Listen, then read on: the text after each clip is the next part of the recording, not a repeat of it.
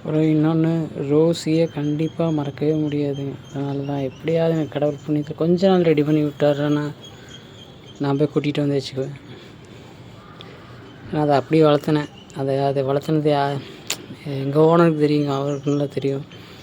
மற்றவங்களுக்கெல்லாம் தெரியுது. மற்றவங்களுக்கெல்லாம் அது ஒரு நாய், அவ்வளோதான். எனக்கு அப்படி இல்லை. யார்கிட்டையும் அதிகமாக பேச மாட்டேன். அவள் தான் கத்துவா.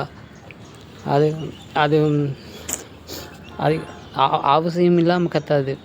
யாராவது வந்தால் என்ட்ரானா அது நான் கதவை சாற்றி வச்சு பூட்டி தான் வச்சுருப்பேன்.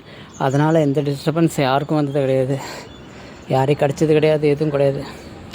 ஸோ அதை கூட்டிகிட்டு வந்துடுவேன் நான். இது ரெடி பண்ணி விட்டாங்கன்னா அதை கொண்டு கூப்பிட்டு வந்துடுவேன்.